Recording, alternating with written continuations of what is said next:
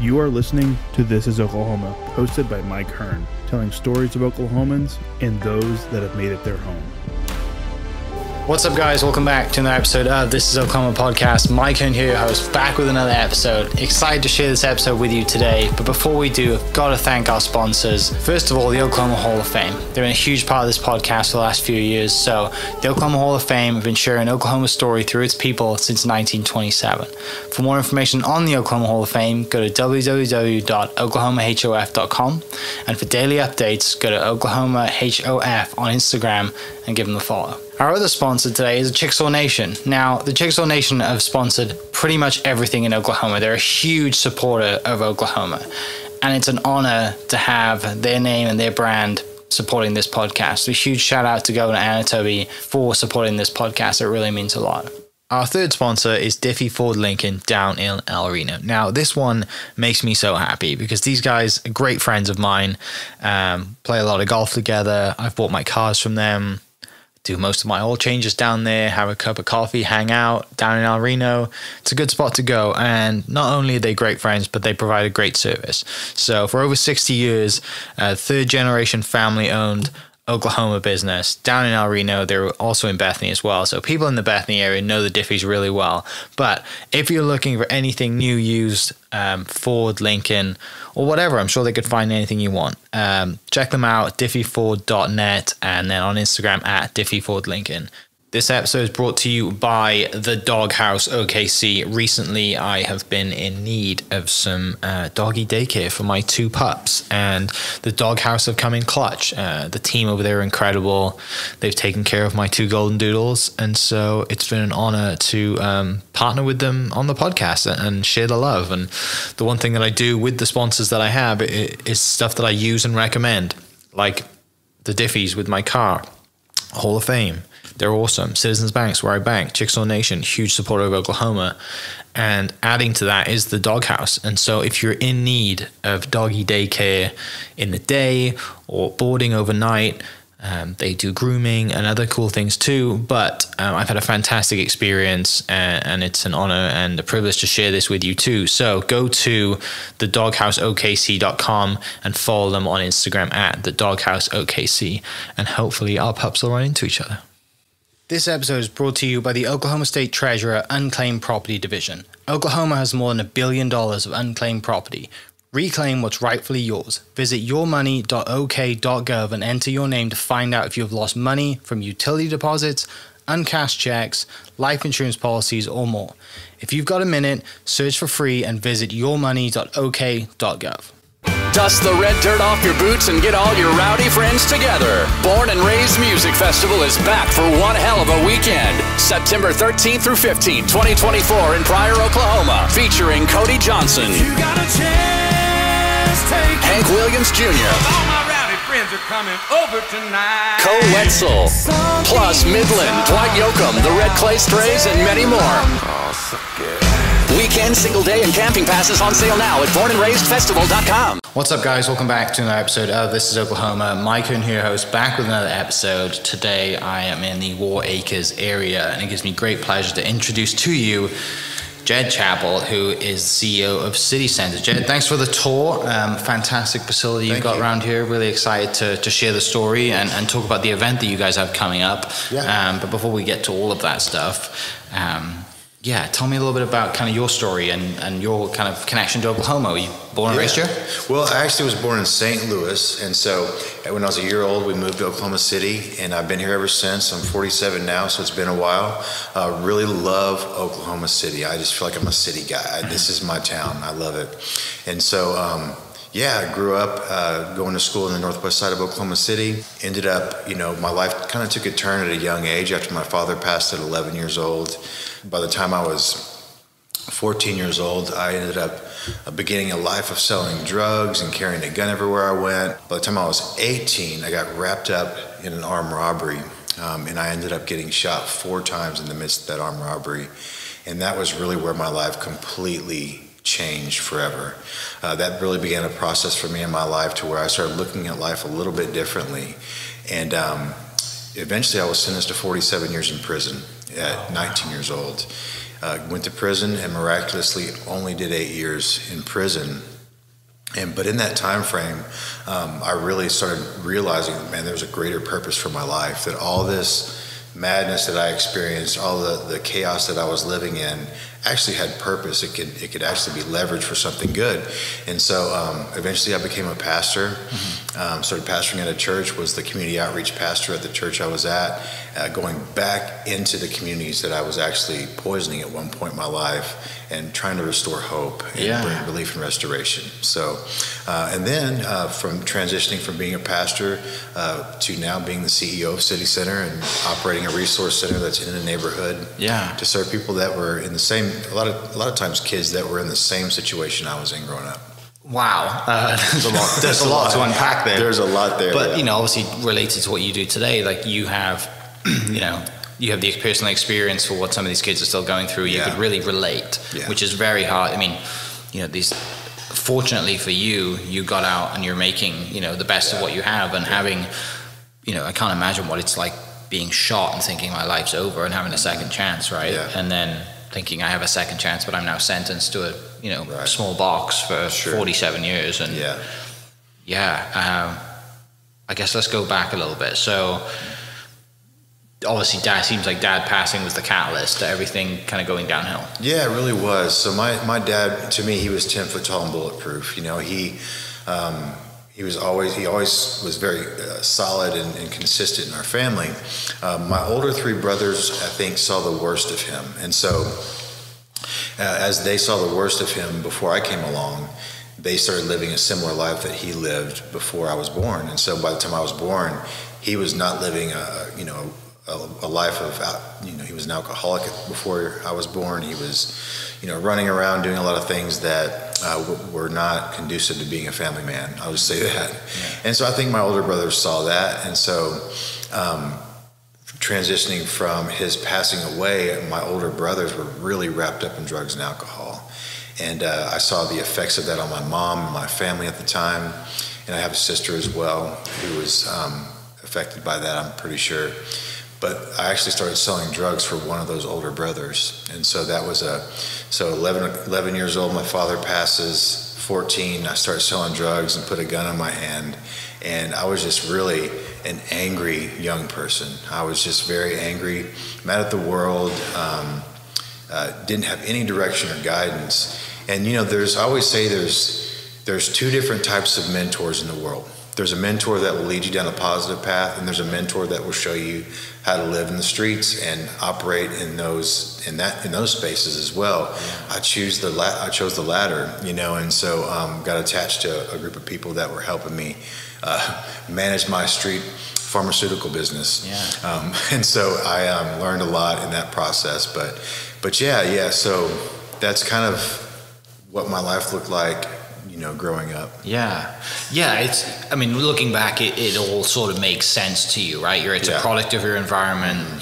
There is, and it's so important to have someone in your life at all times that can just kind of, as a figure there, right? As a mentor. We have different words for it, right? So most people call them mentors, peers, whatever it is, but a strong figure in your life that, could be a really good friend that comes from a good family, or, just to say, hey, I know your environment isn't great right now, but come have dinner with me and my family, whatever it is, right? And that's, obviously a lot of things that you guys kind of provide here as well, but when you're 14 years old and you're like, you probably think you're bulletproof again. You're like the coolest thing in the world, right? And you look up to your older brothers, like most younger brothers do, and like, I want to do what they do because they look like they're having fun, they're cool, they get to walk around, people respect them.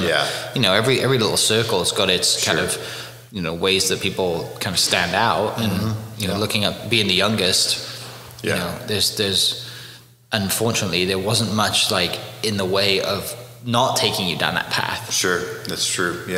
I was surrounded by an environment that really was, focused on negative things. It felt like, and I will say this: there was a lot of love in those circles, though. There was a lot of love in the circles that I chose to run in, and so I think that's part of the draw for a lot of kids these days, is that they want a sense of belonging. I know I wanted a sense of belonging, a sense of family, a sense of someone that really took me in and felt like I was part of their inner circle, you know, and so I gravitated towards that. And so we here at the City Center today, because of that experience that I've had, we want to create a safe space. We want to create an environment that's welcoming, that says, hey, you belong here, you know, and guess what? We're going to show you, we're going to give you access to resources that otherwise aren't accessible to you right now, which a resource of leadership development, a resource of financial literacy, a resource of just another human being to connect to, that's positive, that wants the best for you, that's not trying to manipulate you for their good. And so that's kind of why we do what we do. So. Also, like, people listening, take this with a grain of salt, but like when you're working on the street selling the products that you're selling, the amount of business knowledge that you're learning from a young age, right? Like, I know you're not doing the best stuff in the world, but like, you are learning how to manage clients, gain clients, sell product. Like, you know, you're not getting that from school, the best on the street experience that you're getting, right? That's typically why, that's always why I say, hey, I was a street pharmacist, not a drug dealer, you know, because I had a legit business, you know, and those guys showed me, you know, how to manage I call it a street profit and loss sheet, you know, how to manage my money, how to like weigh things up appropriately and package them to sell. And and you had to be a salesman. A lot of times the drugs would sell themselves, obviously, but at the same time you had to gain clientele. So that's a really interesting point. It's a really good point. So I heard that on a podcast years ago. That was like the best salesman generally sold candy or weed in high school. And I was like, it actually started with bubblegum for me. I sold bubblegum. I would steal bubblegum from it was called Tom's Foods. It's a convenience store down the road from my house, and sell it at school, man. You know, there was something that had an entrepreneurial spirit, you know, from an early age. So tell me about, I guess, if you're okay to talk about it. I mean, that the time you get shot, like, talk me through that. So it was January 20th, 1995. Never forget the day. It was a beautiful day outside. I was in the midst of my drug dealing career, you know, which wasn't very, you know, had been short lived, and it was the time of the year where they call the drought season. So the drought season is that time of year, whether it's because of, you know, border control or legal things or whatever the case may be. There's a shortage in product that's coming into the country to sell. And so at that time, when I was 18 years old, as fast as I would make money, I would spend it. You know, I just wasn't very, you know, I could always make it pretty quickly and pretty easily in a lot of it. So I just would spend it and have a really good time. And so some friends of mine knew it was the drought season. They came by my house and they knew I had a gun. I carried a gun with me everywhere I went. And they said, hey, let's go kick in some doors to people's houses. If anybody's home, we're going to take some rope and we're going to tie them up and take everything they got. And I'm not proud of that. You know, I will say that I share my past often. I don't live in my past, but I share my past because it does inform my future, you know, my present even. And so it helps me kind of understand who I am based off of who I used to be. And so I was like, let's go kick in some doors to people's houses. 10 o'clock that morning, we went from house to house in Oklahoma City, kicking in people's doors, taking things. And thankfully, nobody was ever home. I don't want to minimize what we did because we still terrorize people once they come home and their house has been robbed. So it's a really bad, a bad situation altogether. So we go from house to house, and at 3 o'clock that afternoon, we said, we're going to hit one last house, just one last house, and then we're going to go to any pawn shop we can, cash in what we've gained, and get some money for the day and call it quits. So we go to one last house, and I'll never forget, it was me and 3 friends. One of those friends was a girl who was driving the getaway car. I'll never forget the car. It was an old brown, dusty Buick Regal. I mean, it had 3 of its 4 cylinders firing appropriately. So it's not like it's funny that I call it the getaway car. You know, I remember that car very distinctly. And girls in the getaway car in the driveway, we're inside the house, me and 2 friends. And as we're inside the house, we look out the window, and there's a police car in the driveway pulling the getaway driver out of the car into their cruiser. We're like, man, we got to get out of here. And so I have a gun in my hand.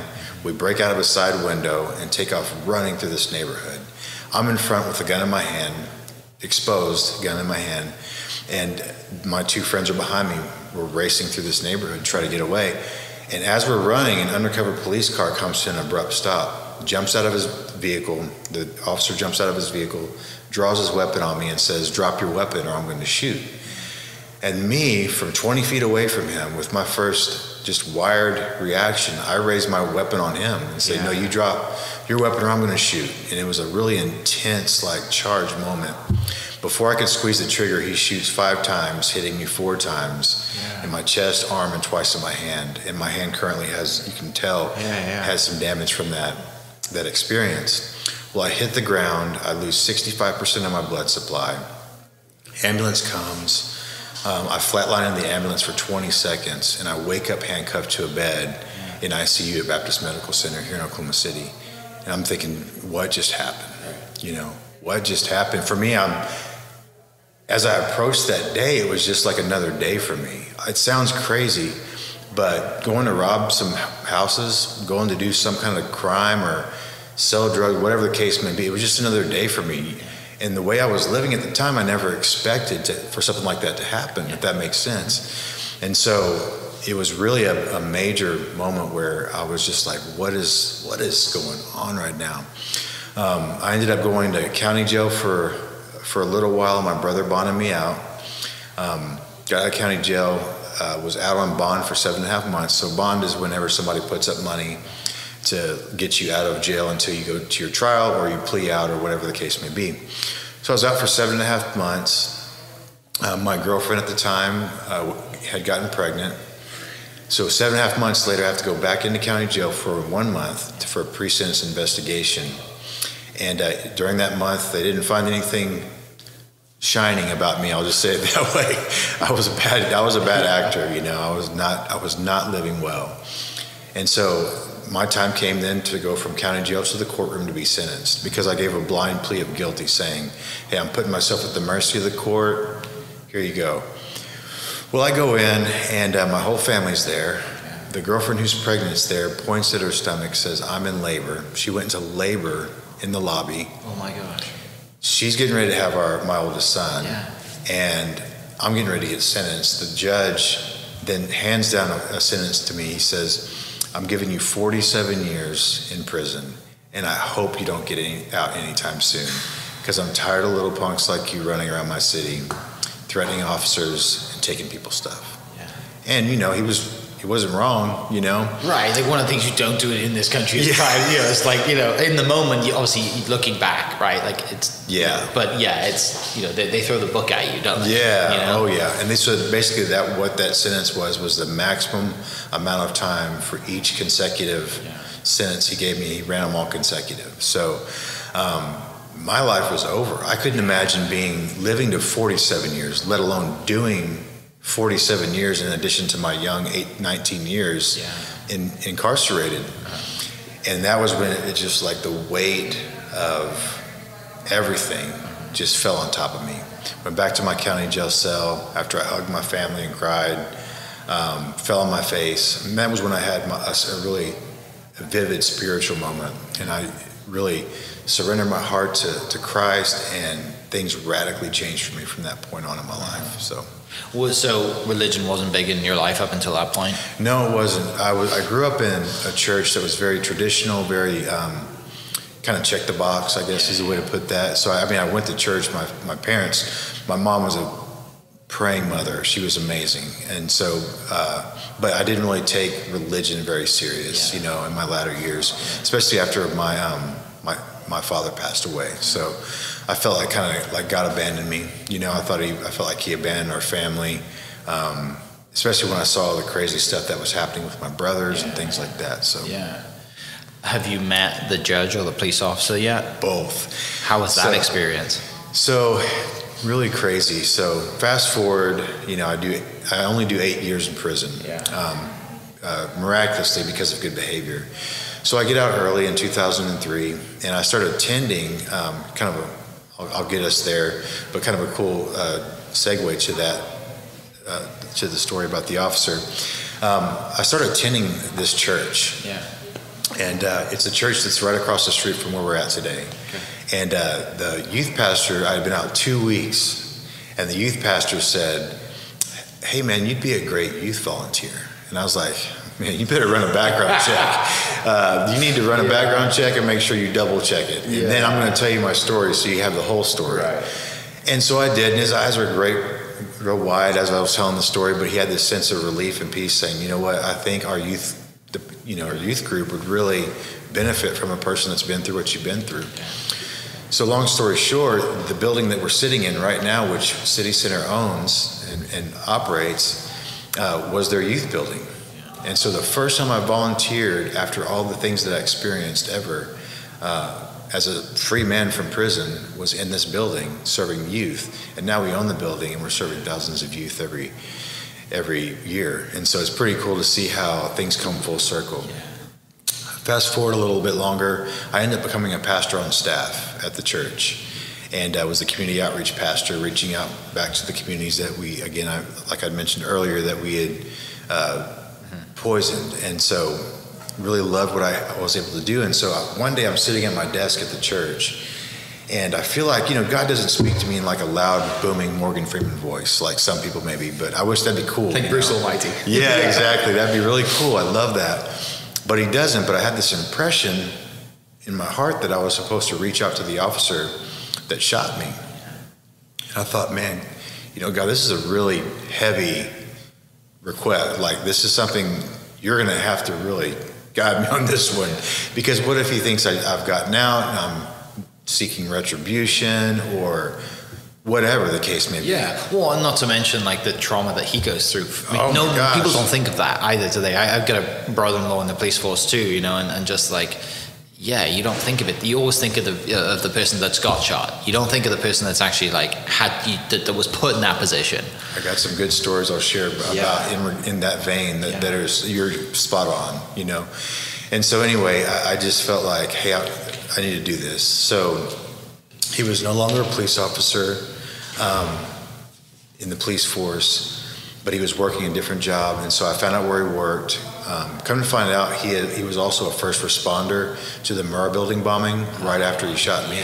This was back in the 95, mid-90s. A few months later, And so, so I found out where he works. I call his place of business. They take my number, not my name. And so I thought that was interesting. And so I get a call back 5 minutes later, and I know it's him. My heart is like just beating like a drum out of my chest. I had no game plan. I just thought, I'm going to call him, and but I felt like I was supposed to ask him for forgiveness for putting him in that situation, to have to shoot a kid, So I answered the phone, and he said, "This is Jared. I received a call from this number." And I said, "Yes, sir." I said, "I just have a couple questions for you." I said, "Are you a retired police officer with the Oklahoma City Police Department?" He said, "Yes, I am." And then with this next question, I thought, we're either going to be great friends or I'm going to jail because he's going to know who I am. I said, "Were you involved in a shooting that involved the youth back in 1995? He got real quiet and said, "Yes, I was involved in a shooting like that." And I said, "Well, sir, my name is Jed Chappell, boy then, man now that you shot." I said, "I wanted to ask you for forgiveness for putting you in that situation." I said, "It's got to be hard enough to shoot anyone, let alone." And before I could get the words out, he says, "A kid?" I said, "Yeah, a kid." He starts audibly crying on the phone. And I get emotional when I talk about this because it still like hits me when I think about this moment. Like I'm on the phone with the officer that shot me. And so... and probably because he's a first responder, saved your life as well. Right? Oh. Because you didn't think, he did, You wake up in bed, And so he said, "A kid?" And I was like, "Yeah, a kid." Starts audibly weeping. And then he says, "Jed, I felt like I've needed your forgiveness this whole time." He said, "I felt like I was too excessive. I felt like I was this, I was that." Starts running down a list of things where he felt like he could have done differently. And I said, I respectfully stopped him. I said, "Sir, you did exactly what you're trained to do." I said, "I was about to kill you. I'm not a certified weapon handler. I mean, I could have been shot some little old lady in her front living room. There's no telling what could have happened that day." I said, "Matter of fact, my worst day was my best day because of you." I said, "Have you ever heard of," and I mentioned the church that I was at. He goes, "Yeah, I've actually been to that church before." I said, "Well, I'm a pastor there now." And he said, my God, he does work miracles, doesn't he? And I was like, yeah, he does. And I said, I don't know how to explain. There's a lot that goes into explaining how I got to where I am today, and I would love to share coffee with you at some point to reconnect. And we became friends after that. About 6 months later, he calls me again, a little bit emotional, and says, he said, Jed, I have a family member who is actually it was his son, who's 17 years old, and he said he's struggling with a heroin addiction right now. And he said, I can't get through to him. My wife can't get through to him. We don't know what else to do. Would you be willing to meet with my son and help him navigate his addiction and get him to rehab? I'm like, literally I'm thinking, you could have told me, you could have asked me to mop your floors with my face, and I would have said, but this would be an honor, And so I did. I met with him for the next 8 months every week, ended up driving him to a rehab here in Oklahoma. He's been clean to this day, to my knowledge. And it was really interesting that day that I was driving him with his mom to the drug rehab. Me and his mom had lunch beforehand. She and I did, and she said, Jed, isn't it just like God to preserve your life so that one day, I get emotional thinking about this too, so that when one day things would come full circle and you would help us save our son's life. And I was like, man, I said, that's just the goodness of our God. I said, I can't really attribute that to anything good about me, but I'm so grateful to be a part of that journey with you.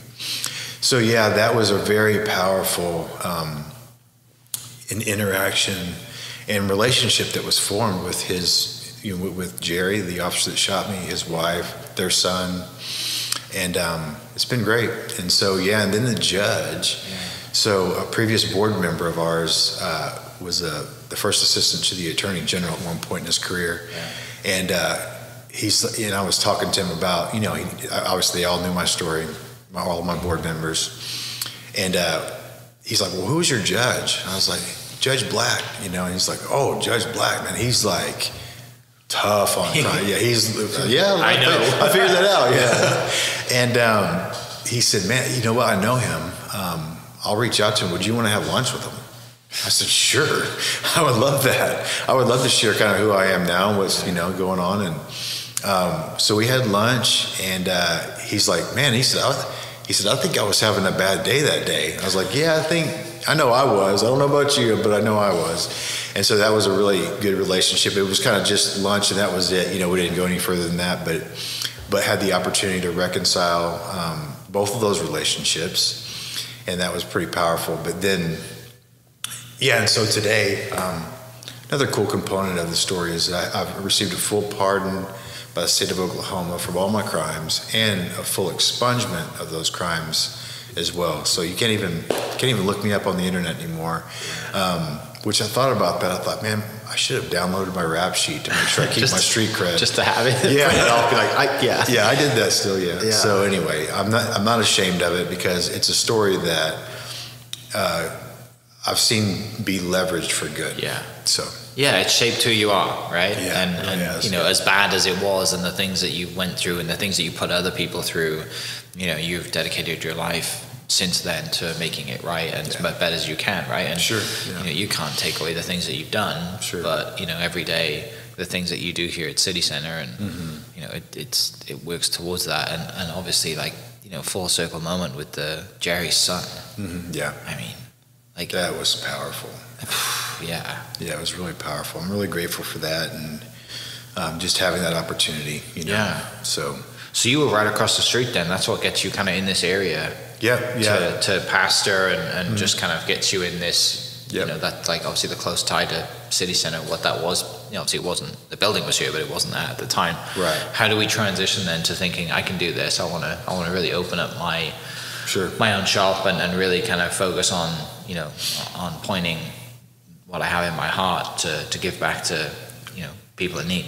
Yeah, so I moved away to Minnesota in 2014 for about a year and a half to help a friend with a church plant up north. And so I was up there, and I immediately started realizing, man, I miss Oklahoma City. I mean, I love I love my city, you know, and I saw it on my Facebook feed, me and my wife both, of different situations like social issues, like homelessness is increasing.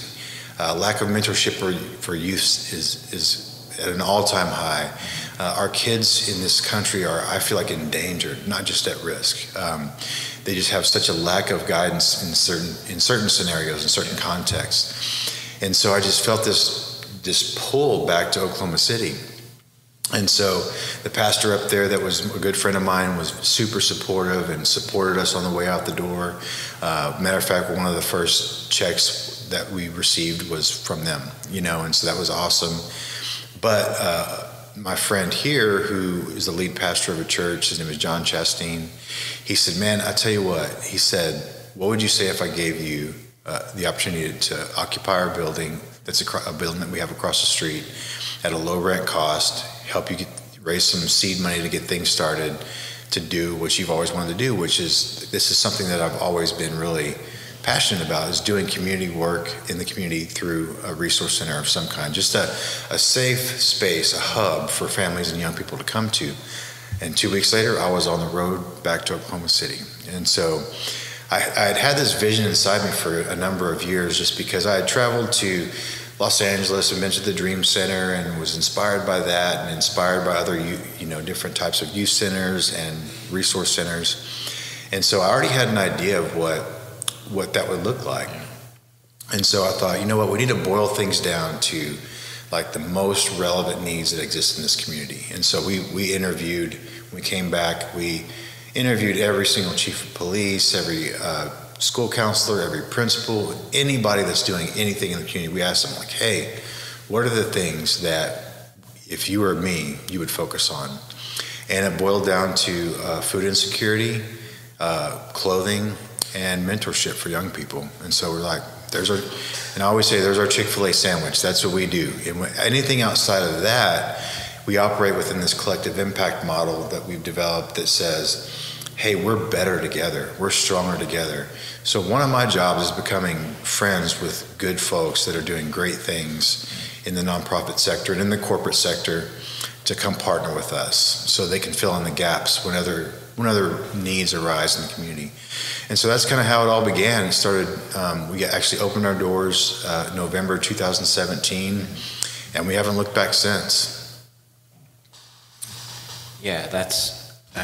And your wife Julie, you obviously previously met her leading into this as well. Yes, we met back in, that was in 2003 when we met. Like, so I was fresh out of prison when I met her too, and that's a beautiful story of us just, you know, connecting at church and you know, having moments of just like we talked in the parking lot after church for months, every night after church. And I was so nervous to be, you know, around a woman, because obviously I've been incarcerated for a long time. And so she was like, "Is this guy like really interested in me?" Because I wouldn't make a move, you know. And so anyway, we ended up getting married, and man, it's been great. We've been married 20 years now. Yeah. So. Congrats, that's awesome. Thanks, man. Shout out to Julie, because she's here. She just doesn't want to be on camera. Yeah, like, right. You're the camera guy. So, yeah. No, she is just doing great. Yeah.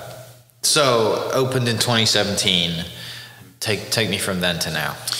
Yeah, so 2017 we opened our doors, and man, it was like 3 kids came the first day to our after school program. We're like, oh man, did we miss the mark? You know, the next day 4 or 5 kids came. The next day, 10 or 15.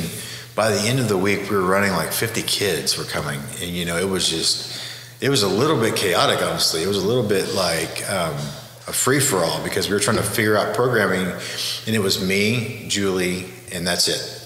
And so we ended up, funny story, there was a guy that came over, and he was actually grabbing a T-shirt from us, because we would printed these new T-shirts that we had with our logo, and we're, you know, everybody has some swag. Yeah. And so anyway, he came over to get a T-shirt, and we thought he was being sent by the church to intern with us. So we started talking in those terms to him.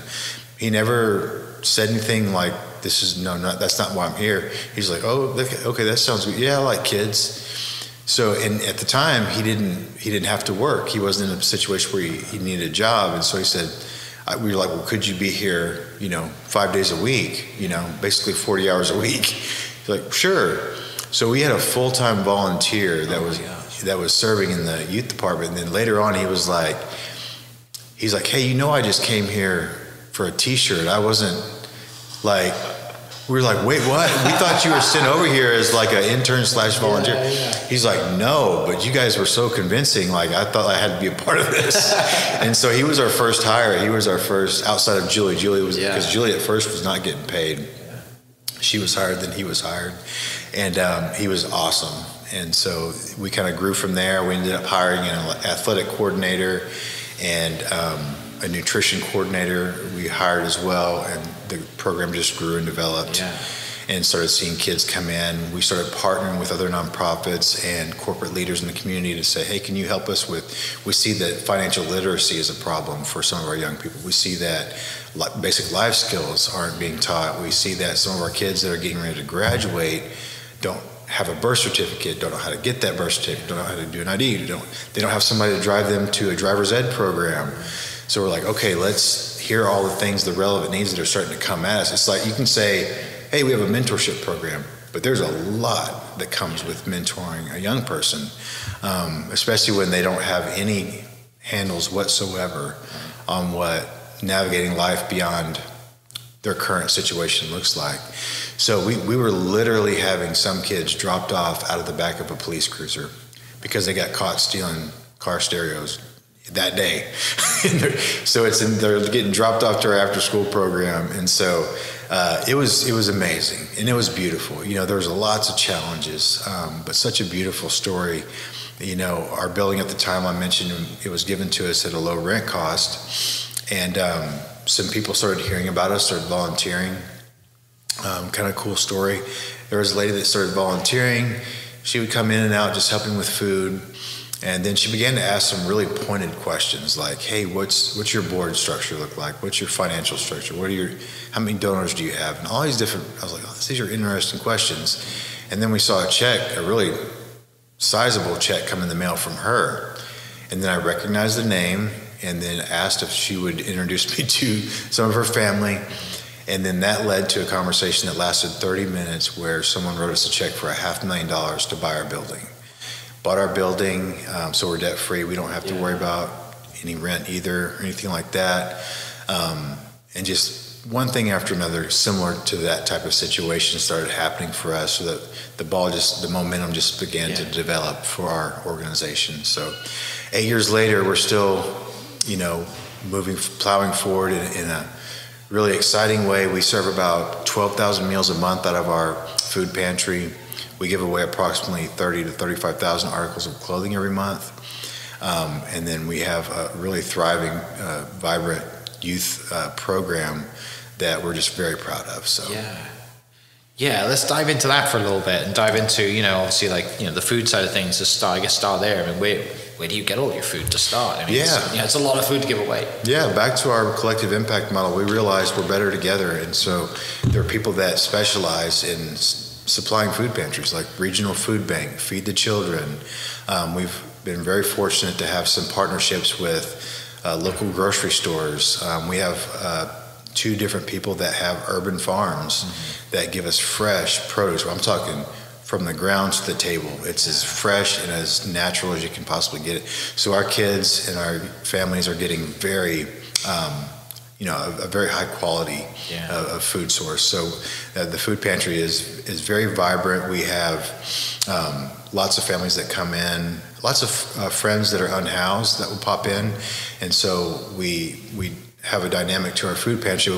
We have pop-top cans for families like that, or people that come in like that. We always ask them, hey, do you have electricity, gas, something to cook with?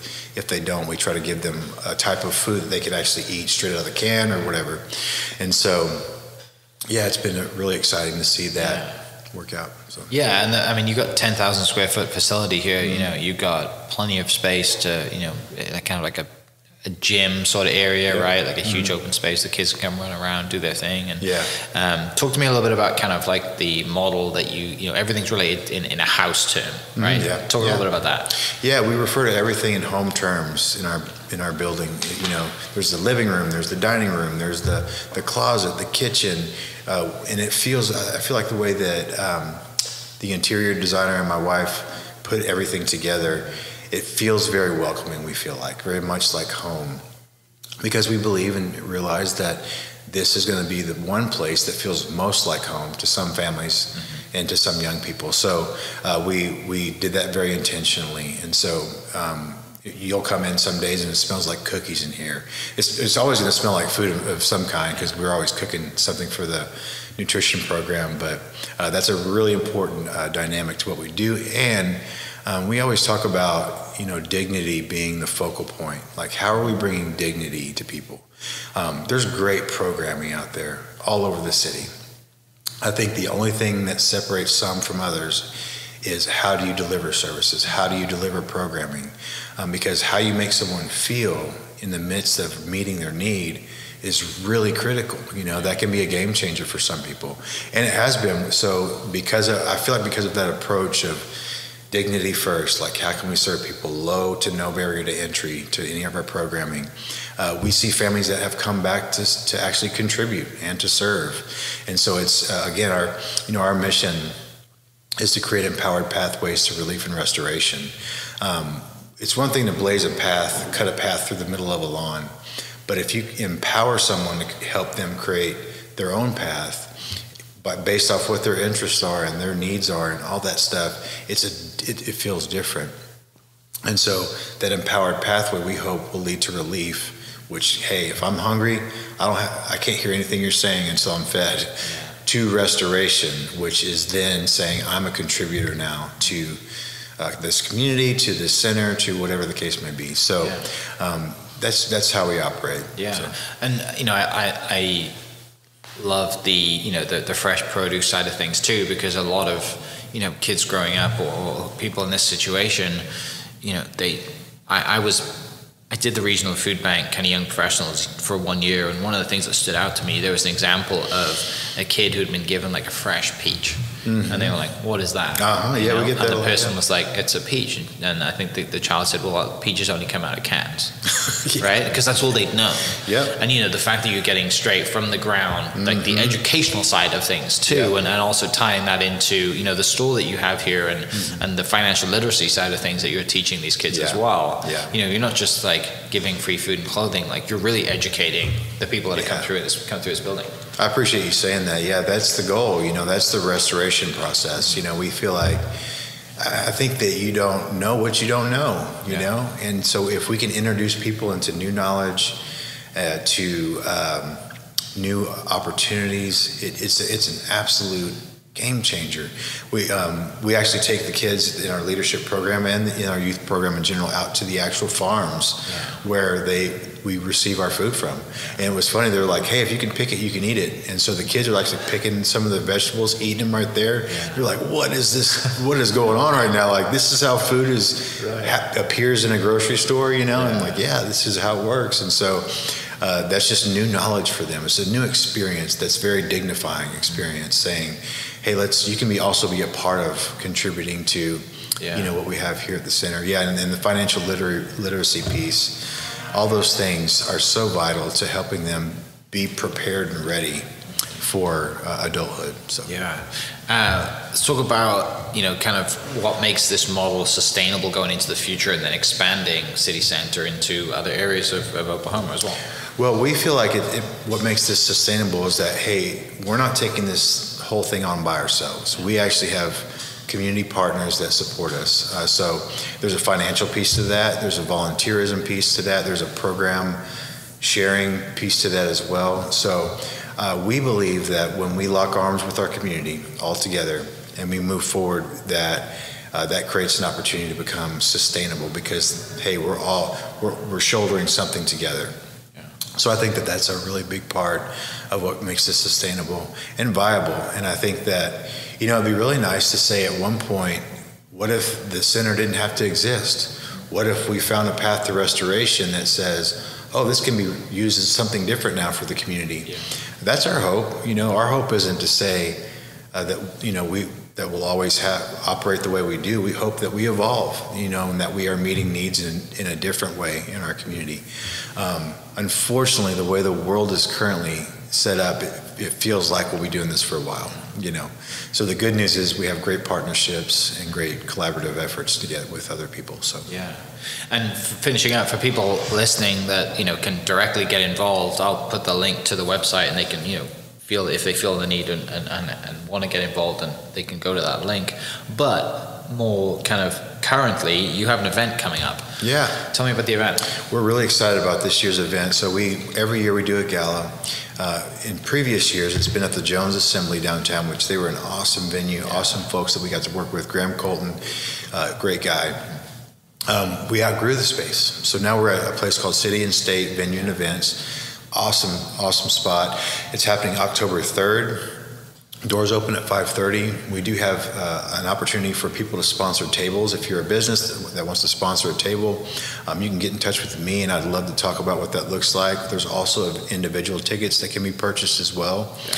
And so if you actually go to okcitycenter.org, the link to that registration page is right there on a banner on the front of our webpage. So we'd love to have anybody maybe you're just interested in hearing more about who we are and what we do. Yeah. We're going to tell stories about some of our young people that we get to serve and the things that they've overcome.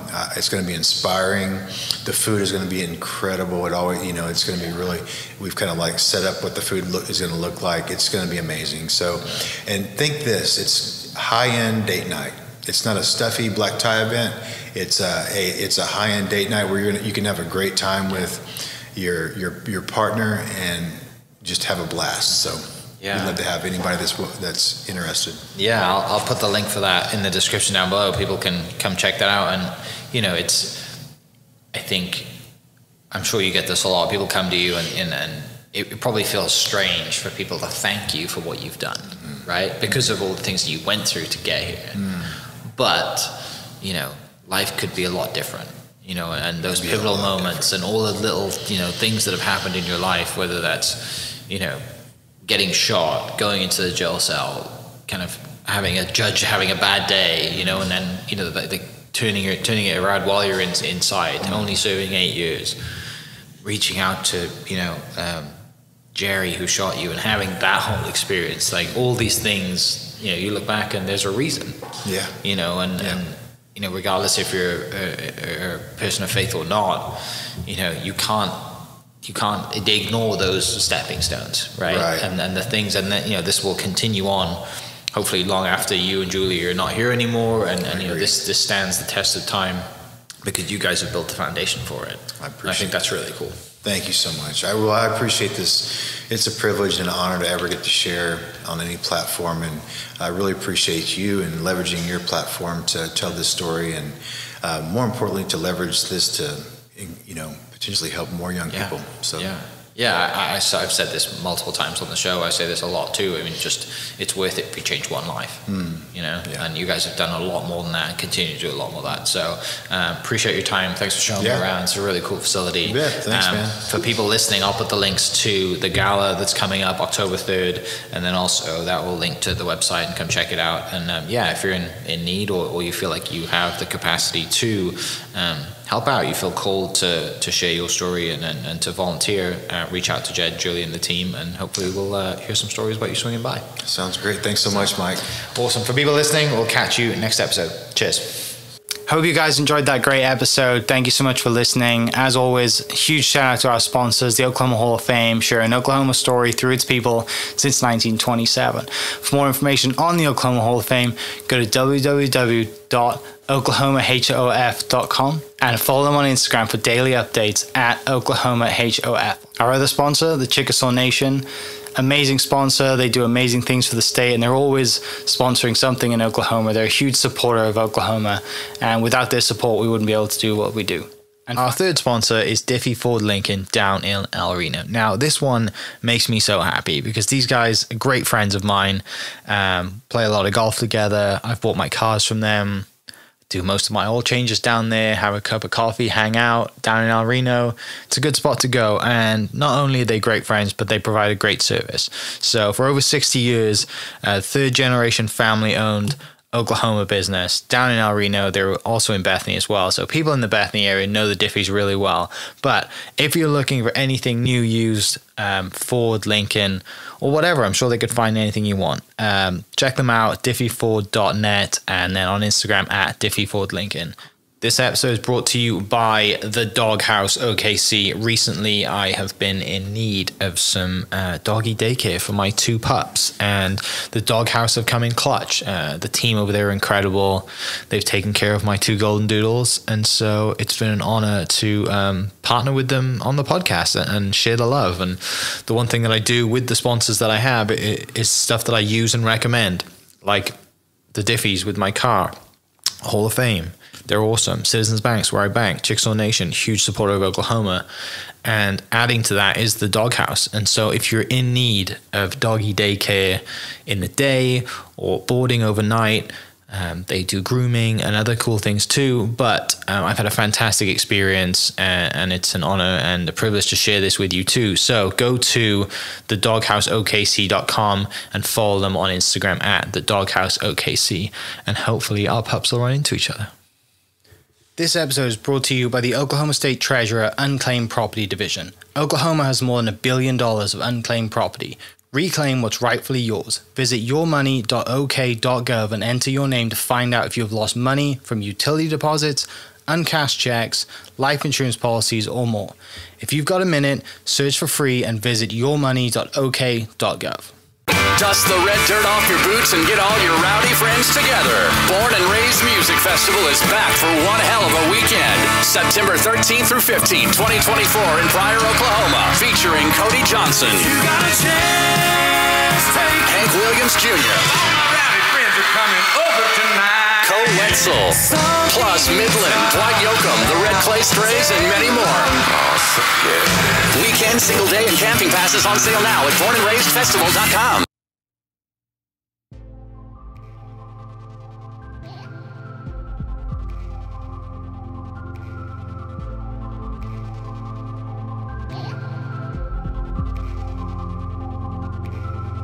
Thank you for listening.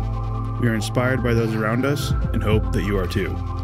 Make sure you subscribe to this podcast on your favorite podcast platform and leave us a review so we can keep telling your stories. For more great Oklahoma content, follow This Is Oklahoma on Facebook and Instagram.